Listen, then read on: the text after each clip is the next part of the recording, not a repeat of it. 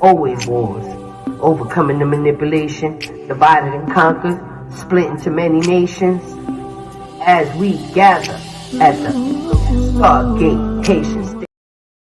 And grand rising, grand evening, grand afternoon, wherever you may be in the world. Shout outs to all of y'all.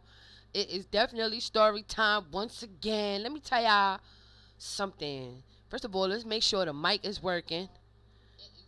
Okay, now this is how I know that this ain't meant to get out. So we doing it again. We doing it again. It's definitely story time. All right, hit that like, share, subscribe button. All right, we gonna be talking about Kim fights from the grave. Rest in peace, Kim, and all who were sacrificed. Kim's lost words. Journey for justice. Will Diddy have to face the music? In Kim's lost words, she is cutting it up. Will Diddy's lawyer fire himself after that? Because truth be told and never sold. Let's get into this. All right. Warning, warning, warning, warning. All right. If you are sentimental, this is not the place for you. If y'all be on some next stuff, this is not the place for you. On God today. All right. But today we're going to keep it simple. So it's definitely story time. So let's go ahead and get into the story time.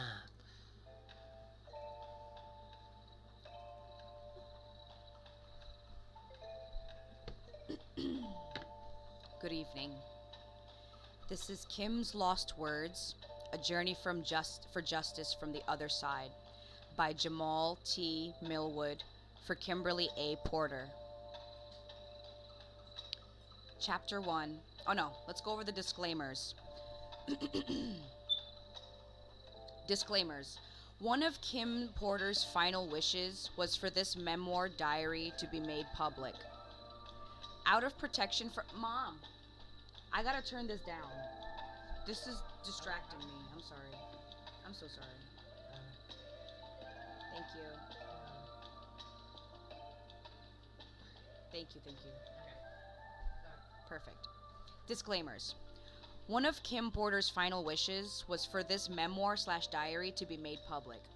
Out of protection for certain parties and their potential criminal activity, some celebrities, performers, and events have been represented with X's due to their highly explosive nature.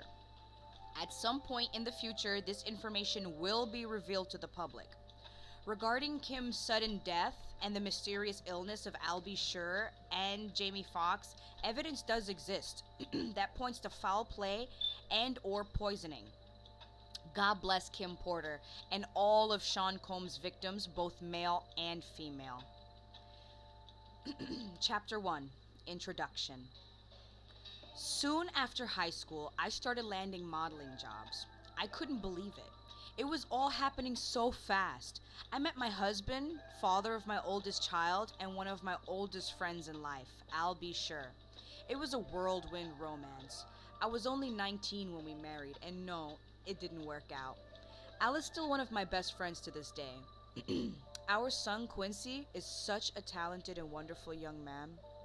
At that time, I had no idea my relationship with Al was going to introduce me to the man that I would spend the better part of my adult life with, a man whom I would love and cherish, but eventually fear and hate. I don't want to put the cart before the horse, but I will say, although I knew what was going on, I turned a blind eye many times. Here, I have to tell this truth, unfortunately, because deep down, I knew everything that was happening, but I lied to myself a lot. He was so charming, a wolf in sheep's clothing, a devil, and I fell for it. This story must be told, despite the fact it will hurt my children. I cannot hide it any longer. Sean Combs must be stopped. Chapter 2. Humble Beginnings. I was born to loving parents Jake Porter and Sarah L. Porter in the Peach State of Georgia. All through Columbus High School, where I graduated in 1988, I knew I was going to be famous. In the 10th grade, one of my best friends, Tina, said to me, "You won't make it here in Georgia." I knew if I really wanted to be famous, I would have to leave my hometown and my home, Georgia. That conversation was so important as I look back now. It changed my life. I met Al while I was working in the industry. He was so dope and charming, and I had such a crush on him. We were married before I knew it, and Quincy was on the way, but I was young, and I just felt like it wasn't gonna last. I was a little heated. It was a little heated between us after we separated, but we got past that quickly. He is just a super dope guy and an amazing father. Though we separated, we are forever bonded through Quincy. Thank you, Al. I will always love you. When I met Sean, he was cool. I didn't think much of him at the time. He was just another guy at the label. Uptown was huge, and we were all living our best life. But Sean continued to lay on the charm, and before I knew it, we were dating. As a young single mom at one of the hottest companies in the world, life couldn't get any better. Then it did. My boyfriend was getting even bigger. He and Clive would hang out a lot, but I didn't think anything of it. I mean, that was his boss, and he was doing things bigger than most men dare to even dream. Then it happened. I mean, okay, I was a little bit of a freak. I really enjoyed myself with my partner, and toys are one thing, but I never imagined having a man I was dating asking me to use a toy on him. The first time, he said he just wanted to experiment, try something new. I was grossed out, but he kept begging. He said it would only be this one time, and he was just curious. I was only 20 at the time. I said, what the hell? I hated it. He bled from it, and there was shit on it. I left him alone after that. Chapter 3, Second Chances. Sean kept reaching out, and I kept ignoring his calls. Eventually, in a few weeks, we ran into each other at an event. He came over and sat next to me. We were cordial. He flattered me by saying, "You look so amazing." I replied with a simple, "Thanks, Sean." I tried to get up to leave, but he pulled my arm as I turned to him. He looked deep into my eyes and said, "Look, what happened between us was weird, but I really care about you. Can we?" He paused, and I tried to use this as my attempt to escape. I pulled my hand back and said, "Sorry, Sean, I have to go. Please, I think I'm falling in love with you. Can we talk?" My breath was taken away. Did he say he loved me? It was so fast. I wasn't aware of this as his manipulation tactic. Not yet. God, I was so young, so naive. He continued, "Let's just have dinner." And I fell for it. 2 days later, we went out for drinks at a bar in Lower Manhattan. The place was nice. Sean was really coming up and pulling out all the stops to impress me. He pulled the chair out for me to sit. Back then, he was always a gentleman. He smiled and said, "Look," as he sat across from me. "I hated it, and I never want to do it again. Give me another chance." Over coffee the next morning, I decided to give him another chance. For the next year and a half, things seemed pretty normal. It was fun. Things were going great, and we were living the dream that I dreamt about throughout my youth. Sean and Clive were working on Bad Boy, and he had his first couple of artists. He picked up Craig Mack, then some rapper from the West Coast called Notorious B1, to help Chris develop. He was collaborating with the biggest names in hip-hop to make it happen. Things could not be more amazing.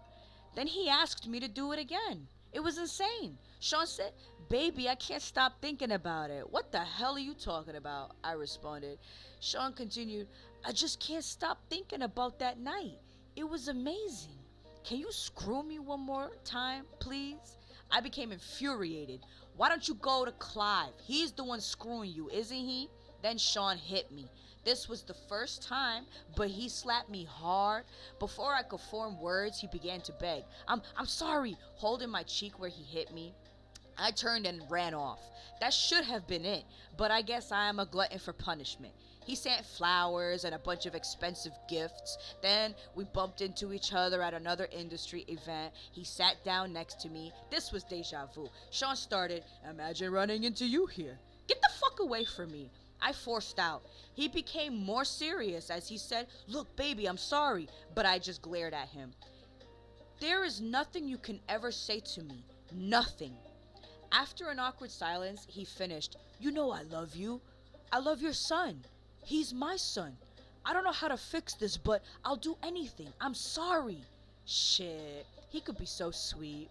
Here we go with the love thing. This time, it's not falling in.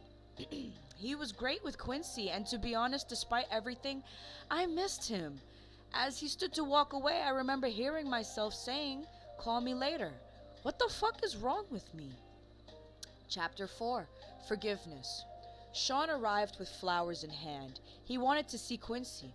He was so good with him, and Quincy ran over to hug him.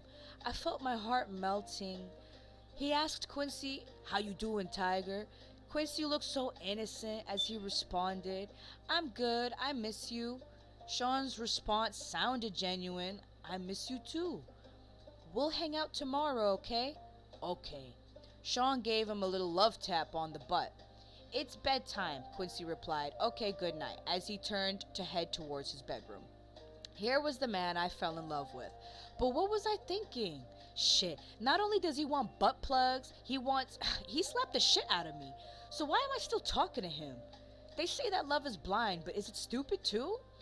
As Quincy left, Sean looked at me and smiled. "Baby, let's go have some fun.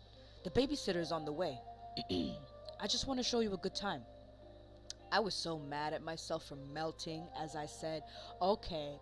We sat on the couch laughing and genuinely having a good time when the doorbell rang. The babysitter had arrived, and so we left. As we exited the house, a big man climbed out of the limo and opened the door for us. He wore a sharp suit with a gun noticeably tucked under his arm. I thought to myself, he could have made it invisible, or did he want me to see it? Despite my reservations, Gene was a sweetheart. He was very courteous and polite as he tipped his head and said, "Good evening, ma'am." Gene drew a smile out of me as I responded, "Hello." Gene and I would see each other a lot after this day. Chapter 5. Sean kneels. The year passed, and thankfully, we didn't have many bad arguments. Although Sean was strangely getting into voodoo. He would put curses on people, and I wasn't sure how to respond to that craziness. My problem as a single mother was, I wanted to be married. He always had excuses and delays when it came to committing to marriage. His label was blowing up, Biggie dropped, and it was just about over.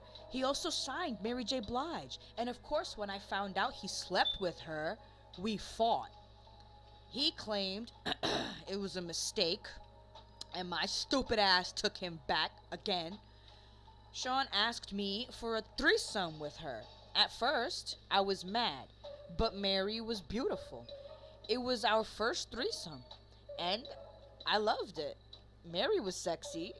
I would not be doing this a lot, but it was so hot, I was young, and exploring my sexuality was enticing.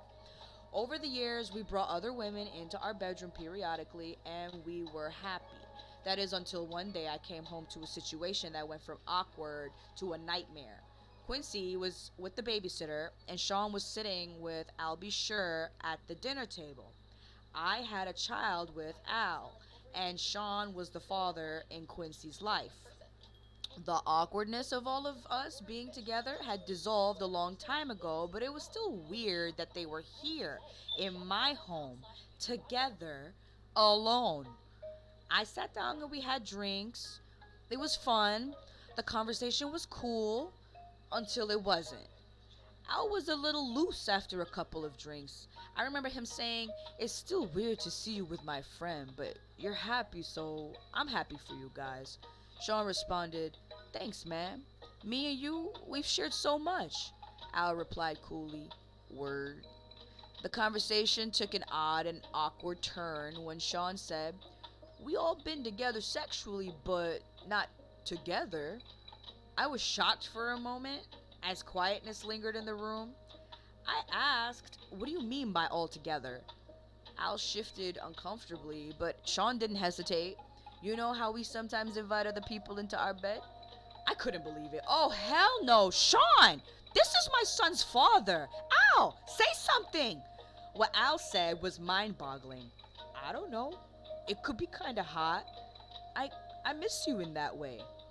Although I couldn't believe Sean would do this, the truth was I still cared about Al, and this could be very hot. I just didn't want it messing up my relationship. And if things became awkward, how would it affect Quincy? So I asked, are you both sure?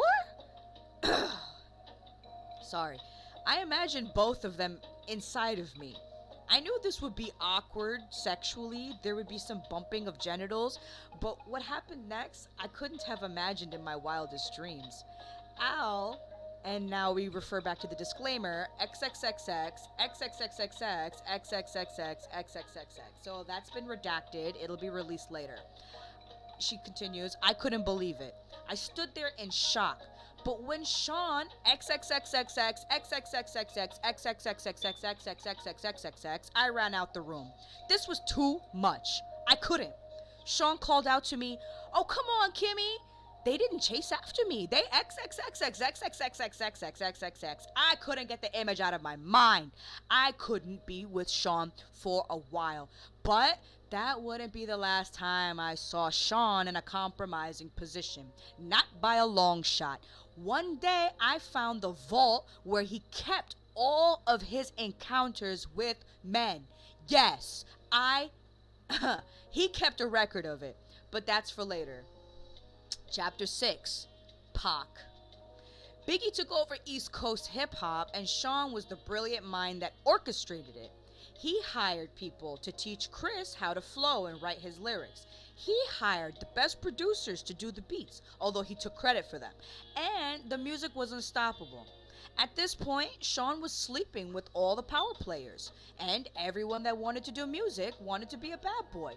Sean wheeled and dealed in a way that would have been unthinkable to many. He slept with the guys that really controlled the music to stay on top. A lot of the names average people have never heard of. These are the guys that make the decisions on who is winning and who is not. He hosted parties that were just a fancy name for orgies, and everyone wanted in. When I met Tupac, Sean and I had an open relationship, and yes, I slept with Pac. Shit, he was sexy. Sean didn't mind. Well, not until he tried to get Pac to join the both of us. Pac was not good with that. This is where the relationship between them became strained. Tupac wasn't going to accept Sean's advances. Pac wasn't gay, and he was pissed about the advances. We were all in Sean's house. I was drinking, they were smoking, and everyone was relaxing. Sean came in on what I'm sure he would call a smooth approach. My baby is bad, isn't she? Pac threw me a sly smile. Hell yeah. I felt myself blush. Sean was now in full swing. You think you hit it better than me? I couldn't believe he disrespected me that way. I was not playing with my response. Sean, what the fuck? Pac came to my defense. Damn, bro, you ain't gotta do the sister that way. Tupac appeared upset by Sean's words, but Sean went in for the kill regardless. I think my dick's bigger than yours. I bet I could make her come faster than you. What's up? Pac was appalled. What the fuck are you talking about, nigga? I ain't trying to fuck no fucking train. Sean continued, what are you scared of? Let's see who fucks better. Let her be the judge.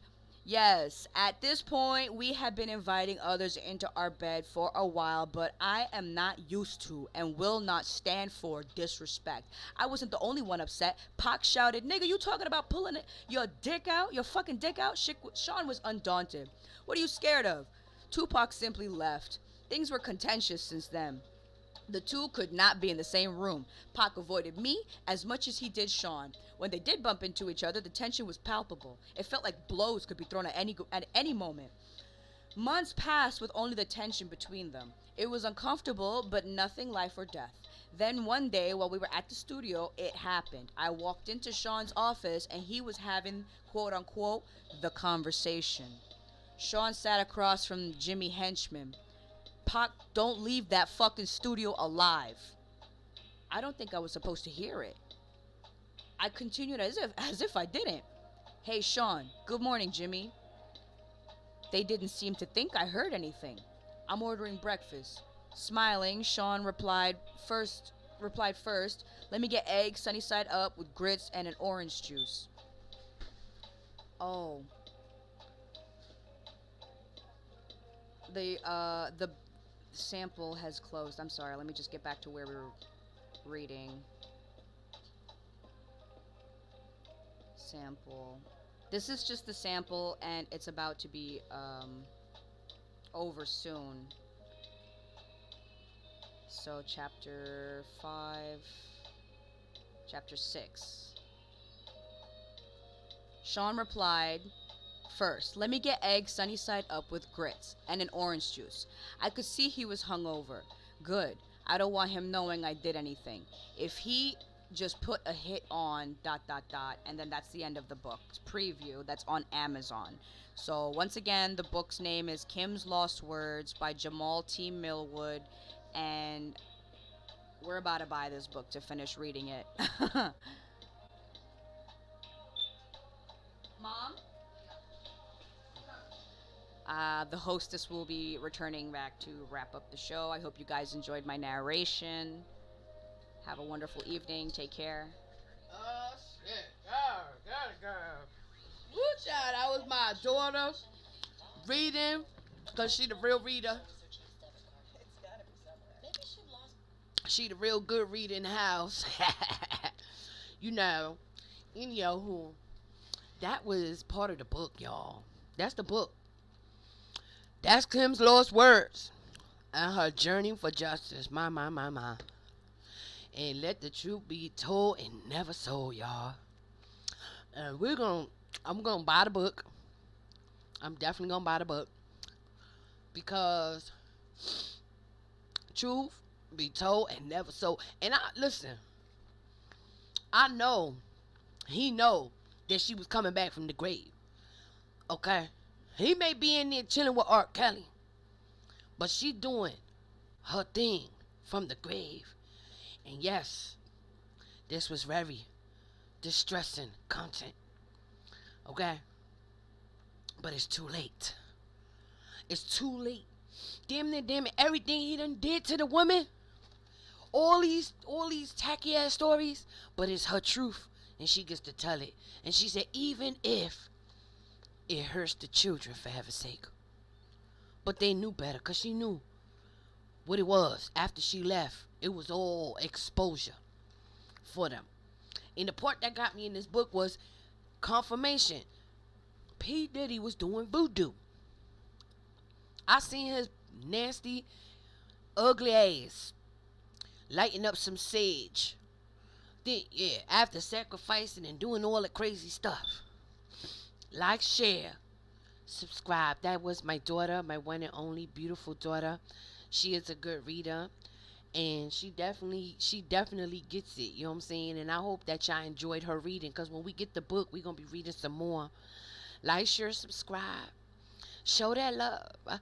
Show that love, and you will get that love. Shout out to the air.